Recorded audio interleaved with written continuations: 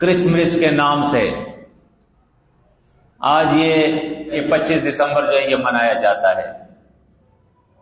اس 25 دسمبر کو نصرانیوں کا یہ عقیدہ ہے، الیاذ باللہ ثم الیاذ باللہ، کہ اللہ رب العزت نے بیٹے کو جنم دیا ہے عیسیٰ علیہ السلام کو، اور یہ اپنا عقیدہ وہ پوری دنیا کے اندر پھیلا رہے ہیں۔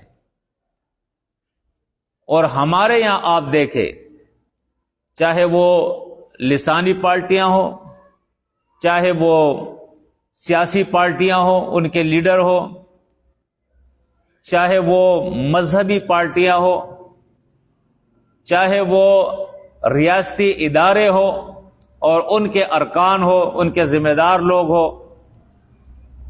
وہ سارے لوگ جا کر ان کے مجالس کے اندر شریک ہوتے ہیں، باقاعدہ جا کے کرسمس کا کیک بھی کاٹتے ہیں۔ مجھے نہیں پتا، میں نے نہیں سنا ہے، خود میں نے ان کی کا یہ بیان نہیں سنا ہے، کسی کے واسطے سے مجھے معلوم ہوا کہ اس وقت اس دفعہ مفتی تقی عثمانی نے اس کے بارے میں لوگوں کو دعوت فکر دی ہے کہ آپ غور کریں اس کے اوپر کہ یہ کتنا بڑا جرم ہے اور ہم کیا کر رہے ہیں، کہاں جا رہے ہیں۔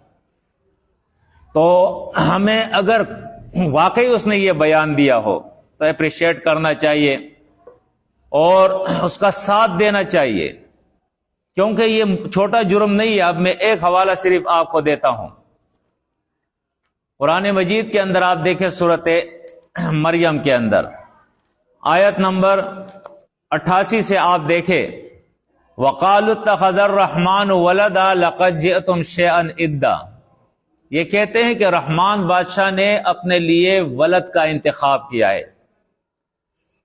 اپنے لیے بیٹا اس نے بنایا ہے۔ لَقَدْ جِئْتُمْ شَيْئًا إِدًّا، اللہ بیان فرماتا ہے یقیناً تم ایک ایسی بات کر رہے ہو، ایک ایسا دعویٰ تم کر رہے ہو، ادا، جو انتہائی اللہ کے نزدیک ناپسندیدہ چیز ہے۔ یعنی ادا اس چیز کو کہتے ہیں، الف دال دال اس کا مادہ ہے، کہ وہ انتہائی نازیبہ بات ہو، انتہائی بیہودہ بات ہو، جس کی وجہ سے ایک ہنگامہ برپا ہو جائے۔ اب وہ ہنگامہ کیا ہے، قرآن اس کا بھی ذکر کر رہا ہے، آپ دیکھیں کہ یہ اتنا بڑا جرم ہے۔ تکاد السماوات یتفطرن منہ وتنشق الارض وتخر الجبال حدا، اللہ فرماتا ہے قریب ہے کہ یہ آسمان جو ہے یہ پھٹ پڑے اور یہ زمین شق ہو جائے اور یہ بڑے بڑے پہاڑ جو ہے یہ گر جائے۔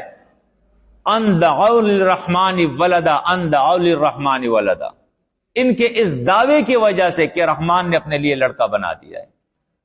لیکن ہمارا کام، مسلم قوم کا کام، ان غیر مسلموں کو دلائل کے ساتھ سمجھانا تھا کہ یہ شرک اور کفر کا عقیدہ ہے تمہارا، یہ بہت بڑا جرم ہے۔ یہ قرآن یہ کہہ رہا ہے کہ آسمان پھٹ پڑے، زمین شق ہو جائے، پہاڑ جو ہے ریزہ ریزہ ہو جائے، اتنا بڑا جرم ہے یہ، اور اس کے پیچھے تمہارے پاس کوئی دلیل بھی نہیں ہے۔